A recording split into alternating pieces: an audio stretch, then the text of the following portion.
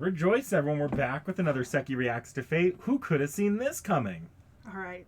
I am here for our bi icon, right? Our gay icon of the Sengoku Jidai. And I swear to fucking God, if Fate gender bends this character into a woman, I will scream. But wouldn't that make it gay because they gender bent Nobunaga already? So, whereas if they keep this guy a man, it'll be a straight relationship? This is why I said bi icon. I don't, no. Because you can gender bend Oda Nobunaga all you want. I don't fucking care. You do not gender bend the gay icon. I don't care if Nobunaga is a woman now. You keep this man a man. Also, this is one of those figures in Japanese history that does get gender bent sometimes in other words that are not. And I hate that. This is called gay erasure. Is it? It is. And I do not want this to be a gender... Like, I understand make it a gender bend because Nobunaga is a gender bend. But, like, no. No! I think you just want, like, anime twink husbando. Well, no, it's because for some reason, and I'm gonna get maybe a little offensive here.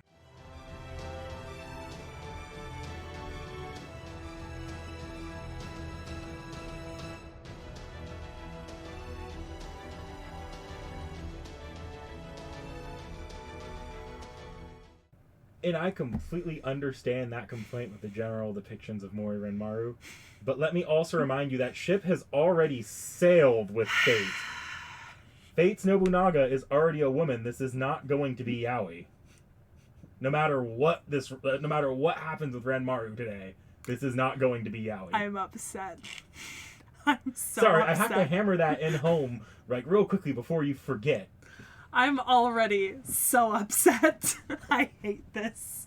And, like, let's be real here. That probably wasn't their thought when they made Nobunaga. I don't think they thought about Mori Ranmaru at all. No.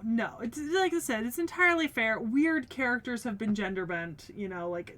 I'm also not going to stand here and accuse Fate of being scared of gay, given that they have a lot of... They actually have a decent amount of LGBTQ representation. Well, yeah. And Fergus does still hand the male player a key to his room. That is true, and we love that for him. So... truly, our bi icon is Fergus McRoy. Yeah. But yeah, no, I'm a little disappointed. I don't suppose... So we have the... So when we did Nobunaga, we had like the real history version that's male. Are we gonna have a similar corresponding thing here with Ranmaru, or are we just gonna see? I'd rather not spoil any of this right here. There's Okay. a lot to spoil of Ranmaru here. So. Okay. Really, because there's so few tabs. You'd be surprised. Ranmaru has my longest notes of the stuff we're doing today. All right. Okay. So with that introduction out of the way, we'll get on to the more boring stuff. So Mori Ranmaru, member of the Mori clan, allied to the Oda clan. He was born in around 1565. At a very early age, probably as early as 6 years old, he was given to Oda Nobunaga as a retainer along with two of his other younger brothers. Because of his talent and loyalty, he was given, at the Battle of Omi, he was given the position of Oda Nobunaga's secretary and 500 koku, right, a post of respectability and responsibility, as one of his sort of primary retainers at the time that served him personally. At Iwamura Castle, after the battle there, he was awarded 50,000 koku.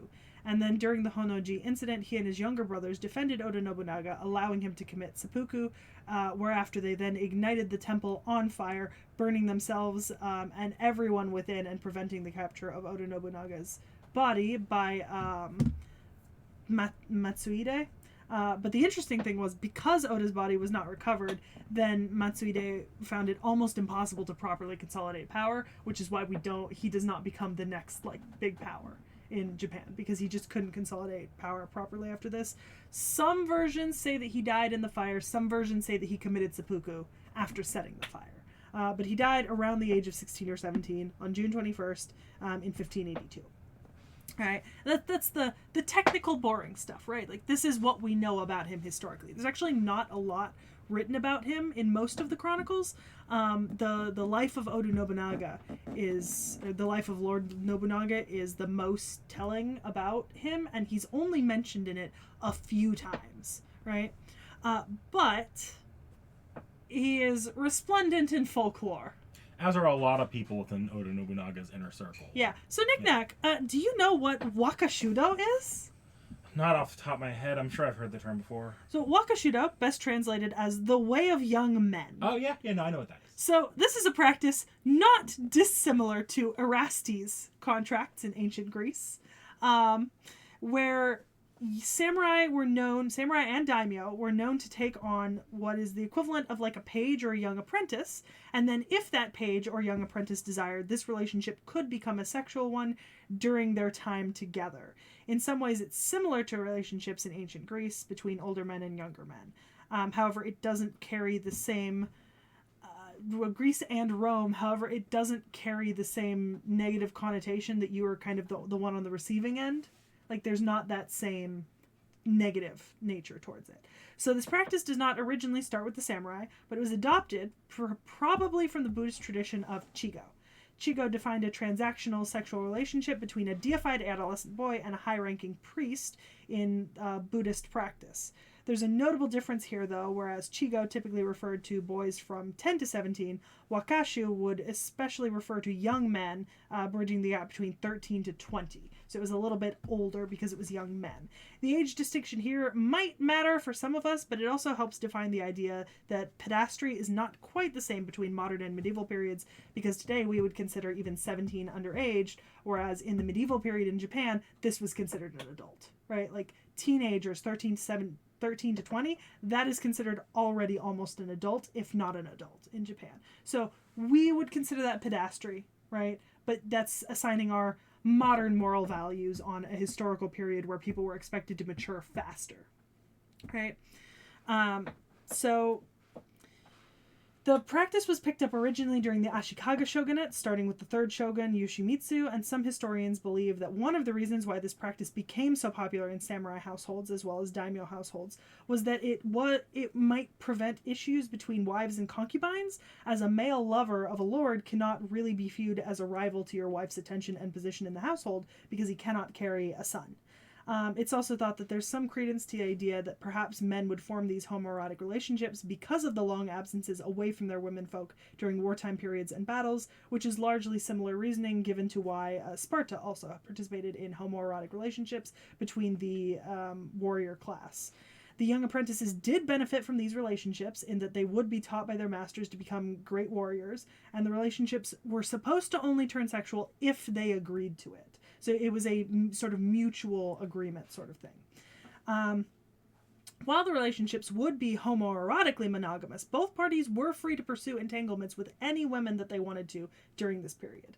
The relationships would also end once the young men came of age fully, at which point they were then free to take on new, younger male partners at this point in their lives. Some notable people who are said to have participated in this are Tokugawa Ieyasu, Toyotomi Hideyoshi, Miyamoto Musashi, but the most famous is Oda Nobunaga and Mori Ranmaru. We're not going to extensively go into Oda Nobunaga himself outside of his association with Ranmaru, but even though he was said to have many women loves, there were three primary women in his life: Princess No, who he was married to and had no love for; Lady Kitsuno, the woman he loved most, who died a year before Ranmaru was born; and the Lady Saka, who we know virtually nothing about other than her name and her presence in his life. Now, we don't have an abundance of historical sources about Mori Ranmaru's life. Much of what is said about him does come from folklore. Even the clan records of the Mori don't actually list his death. In fact, Ranmaru isn't even his original name. Ranmaru is named perhaps assigned to him by Nobunaga. We heard his other name in our last video, and I can't remember it now. The Chronicles of Lord Nobunaga, one of the best-known records of Nobunaga's life, names him as a messenger who became his secretary in Omi. One of the most famous pieces of folklore is to do with Uesugi Kenshin. This story says that he left Nobunaga's side to spy on Kenshin disguised as a young monk, but his beauty was such that Kenshin instantly fell in love with him and wanted him. Ranmaru would then fake his death and return to Nobunaga, and actually based on the ages of Uesugi Kenshin and Ranmaru, it was possible that he could have been disguised as a Chigo Buddhist monk. Like that, the timing lines up. Numerous other stories of his entanglements with Nobunaga are told, including one that said that he had a feeling that they would be betrayed by the Mitsuhide, and he tried to tell Nobunaga about it, but Nobunaga did not heed the multiple warnings he gave him. It's said that Ranmaru was an exceedingly beautiful person. Stories of his beauty and feminine features ensnaring those around him are very popular. For samurai, one of the most important features is the traditional top knot hairstyle. Around 12 to 13, they would cut their hair and tie it in samurai fashion. And past this point in their lives, they would not take it down in front of people anymore. But Nobunaga loved the way that Ranmaru's hair apparently looked so much that he wrote a command ordering him never to cut his hair, which symbolically also meant that he wanted to keep Ranmaru by his side forever, because this is like a coming of age as a samurai ritual, and if he's not allowing him to do it, he's symbolically not allowing him to come of age and become an independent person, right? He wants to keep him with him. There's another story that says that Nobunaga would often boast of 3 precious treasures he had: a white spotted eagle, a horse that would not fall or slip called the Blue Dragon Horse, and Mori Ranmaru. There's also a couple different versions of stories surrounding when he dies. One says that he apologizes to Ranmaru, that he would not be able to see him grow up and become a beautiful and accomplished young man, and that he regrets bringing him to the Honnoji incident. And another that he just wanted people to remember Ranmaru for his courage and loyalty above all else. So, but altogether, little is actually historically known about Mori Ranmaru, but the homoerotic romanticization of his relationship and his story has kept it alive and well and thriving in Asian media and pop culture, whether or not that is the truth of their relationship or not. There's even a Mori Ranmaru in Pokemon. Let that sink in. There is. There's a Mori Ranmaru in a lot of things, and sometimes he is gender bent and sometimes he is not. Typically, you don't gender bent Oda Nobunaga, so sometimes he's just portrayed as a woman to kind of, make a story more acceptable. There's actually a lot of Chinese sources about Mori Ranmaru too. For some reason, there's a ton of Chinese folk tales and stories about the relationship between the two of them, which I thought was fascinating. We're not going to play the class guessing game this time. I'm just going to have you dive right in. So wait, why not? Well, we'll get to that in 2 seconds. Okay. So, meet Mori Ranmaru. I'm not going to have you scroll down much because there's a lot of spoilers here for what we need to do. But Mori Ranmaru is a bit of a footnote in Guda Guda. We have a design from Koha Ace, which on its surface follows a design trend to make him more androgynous in his features. Yeah, most of the time when he shows up in anime and other stuff, he's given a very feminine face. Mm-hmm. But in the end, we can confirm that within the Guda Guda timelines, he is male. Okay. His brother Mori Nagayoshi confirmed it. Oda Nobunaga has confirmed it, and I think even Nobukatsu and Cha-Cha have confirmed it. Okay. Though that may be misremembering. According to Cha-Cha, he was personality-wise flippant, not unlike his brother, but not in the same aggressive manner. Which is interesting, because a lot of the stories about him, and I didn't list every story about him and Nobunaga, because there's just too many. But most of the stories portray him as an extremely diligent and attentive and loyal young man, right? He wasn't flippant about anything. He would take the greatest care with anything having to do with himself or Oda Nobunaga. I see where this diverges, but also remember what Guda Guda Oda Nobunaga we're thinking of here. That's fair. Never mind. Think about what kind of person would really appeal to her. Yeah. He does have a minor role within FGO's wider Guda Guda event continuity. During an incident involving a rogue variant of Ryoma, Ranmaru's Noble Phantasm was stolen thanks to a singularity, and he'd be tasked with recovering it. The Noble Phantasm being Oda Nobunaga's head. And it's established that in Guda Guda timelines, Ranmaru actually survived Honnoji. Nobunaga wanted to be sure her head did not fall into enemy hands so it wouldn't be desecrated, in order that after her death, Ranmaru would escape with it. Ranmaru would do so, which made it her Noble Phantasm when he is later summoned as a servant. I had actually I was almost going to ask if Mori Ranmaru had been a saber. My immediate first thought was, then is his Noble Phantasm the sword of Nobunaga covered in chrysanthemum blossoms? because of the story with the chrysanthemum blossom. Have you heard that one? No, I haven't. So they were at a banquet with a bunch of his retainers, and he said he would give a reward to anyone who could tell him the number of chrysanthemum petals on the hilt of his most favored sword. And Mori Ranmaru stayed silent. He refused to answer, and when he asked him why, he said, because when I was cleaning your sword earlier this week, I counted exactly how many petals were on it, and it would be unfair of me to participate. And Nobunaga found that to be so honorable and admirable that he gave him his prized sword, according to that story. So, the head of Nobunaga is a powerful noble phantasm. We don't know exactly what it does, but within the singularity in which it was stolen, it was capable of acting as a substitute holy grail to hold the singularity together. Jesus. Unfortunately for Ranmaru, when he went to go recover the head, the rogue from the rogue Ryoma, he was just no match and ended up being killed before he was able to succeed at his mission. Mm-hmm. In an act of counterforce, sheer fucking desperation, something headache-inducing was dispatched to finish the mission. Okay. And that is what we'll get into now. Mysterious Ranmaru X? Yup. Meet Mysterious Ranmaru X for today, and today only 2 Type Moon gag series crossover. Alright, hang on. I gotta go look at the...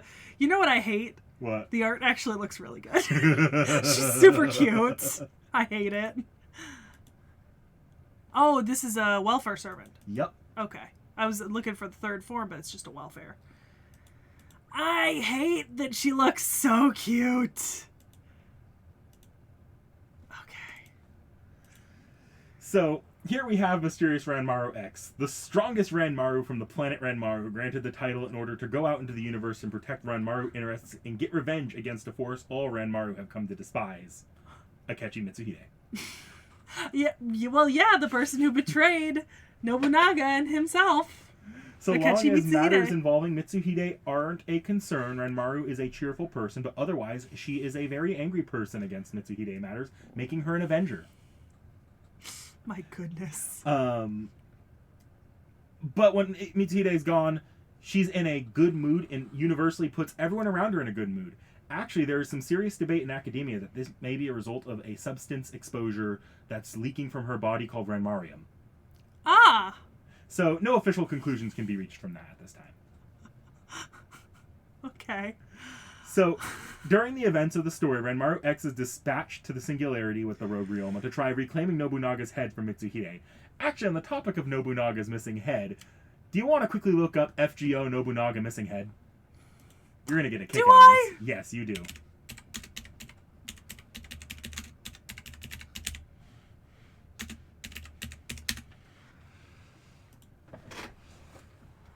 Hold on. I gotta drop something. What am I clicking into? Click that first image there. I think that's it. Oh no. Oh no. So, let's talk about my missing head. That's how the event opens up. Good lord. Okay. So, just thought you'd want to see that, because this event also affected the Chaldea Nobunaga as well. Yeah. In the Singularity, one Mysterious Ranmaru X arrives. She crash lands on the Master of Chaldea, who has also arrived in search of Nobunaga's missing head, because of course. She attempts to kill him because he saw her without her eye patch and then promptly she runs out of Ranmarium from overdoing it mid-fight, just before the Rogue Ryoma attacks them. The Master saves her life, and one surprisingly good story about Ryoma and Oryu that culminates in Mash blowing a war horn later, and Nobunaga's head is successfully recovered by Ranmaru and returned to our normal Nobunaga. Okay. Before a tearful farewell, though, Ranmaru X attempts to kidnap the Master. Since Ranmaru X was seen without her eye patch by the Master, they are, by the laws of planet Ranmaru, never allowed to end the Master-Servant contract unless Ranmaru kills the Master. A short Guda argument later, and Ranmaru has agreed to stay in Chaldea instead of just returning to the planet Ranmaru. The end. Okay. I've got some relationships. Yes, you do. Yes, speaking of Mori Nagayoshi, they are a warrior race from the older brother planet of planet Ranmaru, Planet Nagayoshi. They have been committing acts of unintelligible barbarism on various planets, but they've suddenly become serious and started to develop their civilization, you know? Lady Okuni's dance is truly wonderful. I've never seen a dance like that before. By the way, I think Planet Ranmaru also had a legendary dance. What was it called again? It was a very strange dance. I think it was called Atsumo? Sorry, I forgot the name. Lady Mysterious Heroine X. I feel strangely familiar with this name. Huh? She's coming over here with great speed. Eek! As you can see, Ranmaru is not a saber but an avenger. Phew, she finally left. She said something about how my face looks like. I wonder what that was about. Not Lady Mysterious Heroine X, but Lady XX? Though they are very similar, she's certainly different from Lady X. Is she perhaps Lady X's esteemed mother? I'm completely wrong, and that kind of thing is for a later season? Yes? Huh? The keeping repeating like the Lady XX and the Lady X reminds me of this. It was like an early 2000s, I want to say like 2004 to 2010 sometime. There was a Egyptology documentary narrated by like Zahi Hawass and someone else about trying to determine the genetic relationship between a group of mummies, and one of them they kept calling Lady X. And this just makes me think of that. Alright. Lady Space Ishtar? No, I've never heard of this name in Planet Ranmaru. Is she from another planet? An amazing goddess? As expected of Ranmaru's lord, even being a goddess's acquaintance. What the fuck? What the fuck? Abilities, by the way. Yeah, so Ranmaru X rides on a flying sword called the Ranmaru Blade. The Ranmaru Blade was given to mysterious Ranmaru X as a result of winning in a war against all other Ranmarus. Okay. It is capable of cutting through dimensions, which is how she travels to and from the Servant Universe. Okay. Interesting. Alright, so Ranmanium. I see. Affection of the Demon King. Makes sense. Ranmaru Hand. Okay. Ranmaru Eye. Ranmaru Strahl. Okay.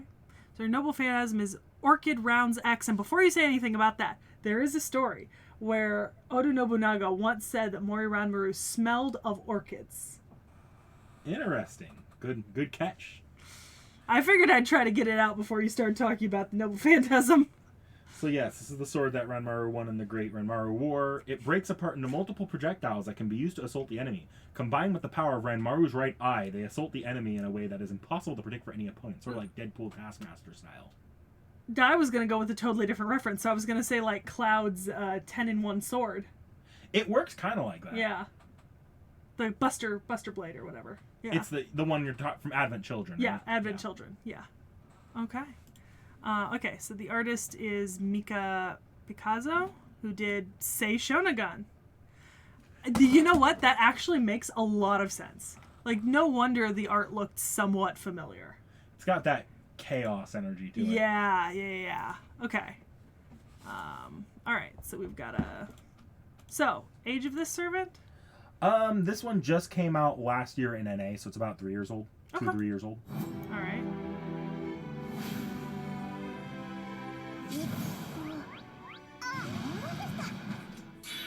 Also, notice it's not just a sword, but it's an odachi. Yep. Yeah, specifically. Aww. It's Nobu! I'm surprised she can bring herself to fight Nobu.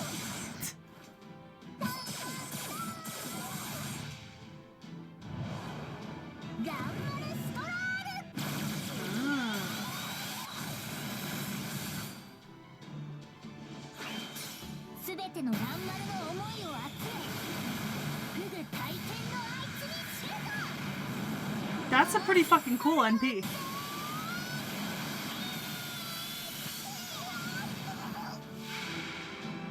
That's a pretty cool NP. I can't even deny it. That's a cool NP. Actually, check the trivia before I move on. Oh, okay. First servant of the Avenger class to be neither chaotic nor evil. Interesting. That means little to nothing to me, but I think it's funny. Alright. Fate Grail League. Okay, she's a cheerleader. She's got the same shark teeth as her brother. She does, and I love that for her. Flying on the fuck. Do you think that counts as the ball not touching the ground? You think that counts as a carry? Think she gets penalized for that? Who would dare penalize her for that?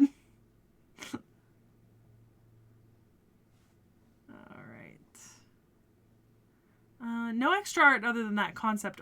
No, there is one besides the concept art. Very dynamic. Also, it's got the comic dot pop in the background. Okay. Foot pick. How scandalous. Alright, we've got just a few. Love Anarchy. Get a closer look. I think she's wearing Nobunaga's hat. Yeah, I think that's it. That is it. Yeah. Ranmaru has been searching for you for a long time. Even now, their desire to stay by your side blooms like 1,000 flowers. Ranmaru's prayers must have crossed light years by this point. Where could they be now? Okay. Craft Essence EXP card, Mysterious Ranmaru X coming in. Only the greatest Ranmaru of all Ranmarus is permitted to hold the title of Ranmaru X. All the more so for Mysterious Ranmaru X. Ranmaru X. Thank you for waiting, Master. Mysterious Ranmaru X will accompany you anywhere, even to the far edge of the galaxy. You may be wondering, what's mysterious? What's Ranmaru? What's X? Unfortunately, there may no longer be anyone left in the galaxy who can answer these questions. But if nothing else, Ranmaru can definitely say this. Wow, Ranmaru's so cute. Hooray! Now, don't you worry about a thing, Master. Just leave everything, including leveling up your mystic code, to Ranmaru. May the stars be aligned. So while you may already know that Ranmaru is the Ranmaru among Ranmarus, what you may not know is just how much work Ranmaru had to put in to become the Ranmaru is today. For as long as Ranmaru can remember, Ranmaru attended Ranmaru School to learn what it takes to become Ranmaru. Ranmaru also went to Interstellar Flying Sword Cram School 3 times a week, fighting the urge to grab a bite to eat on the way home by making do with bitter bell peppers. Those were definitely not easy days for Ranmaru, but fortunately they're also far in the past now that Ranmaru has achieved Ranmaru's life dream of finding a Lord Ranmaru can serve with pride for the rest of Ranmaru's life. Even though Ranmaru holds the title of Mysterious Ranmaru X, Ranmaru never knew what the mysterious part meant, but now Ranmaru thinks Ranmaru understands. It's something very important Ranmaru was looking for, even if Ranmaru didn't yet know it at the time. It's a wish that crossed boundless distance to tie our planets together, along with a voice Ranmaru hadn't heard in a long time. Ranmaru hopes you'll let Ranmaru stay by your side forever and ever, Master. Take a shot every time she says Ranmaru. I feel like I should get a congratulations for not fucking up a single one of those. That was rough. That was fucking rough. Mysterious Ranmaru Chocolate X. Oh, it's so cute. It's like a wafer. Yeah. Valentine's chocolate from Mysterious Ranmaru X, a traditional Western-style sweet that has gone in and out of style on planet Ranmaru since the dawn of recorded history. The chocolate itself is great, but what's equally fun is finding out what kind of Ranmaru sticker you'll get inside. There's Ranmaru Z in a tight white suit, Ranmaru V, the Page of Absolute Victory, Great Ranmaru G in their final showdown outfit. If you want to call yourself Ranmaru's master, you've really got to collect them all. Incidentally, you can't open another until you finish the chocolate from the last one. You hear that, Master? That's a promise between you and Ranmaru. How are you feeling about Ranmaru right now? I actually love Ranmaru, so... Okay, I really like this outfit. This is super cute. And this is the new festival. Right? Oh, no, it's a craft essence from a limited mission. Okay, I was like, isn't it a festival? Oh, no, it's just Avalon LaFay setting. Okay. Yeah. I was gonna say, because she looks like she's dressed up like a butterfly fae. Yep. You know? And that's the point. Okay.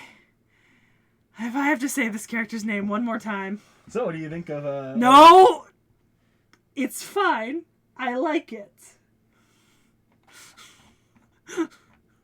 I can't say the name again. I mean, you got you got male and female today. That is true. We true. got more on the female. That is true. Okay. I can accept this. I can accept this. I have no hint for the next servant. The next servant. Well, I can say I talked a lot about Ryoma today. We'll be talking more about Ryoma next time, too, I'm pretty sure. I thought we already did Sakamoto Ryoma. We're not done. See you next time.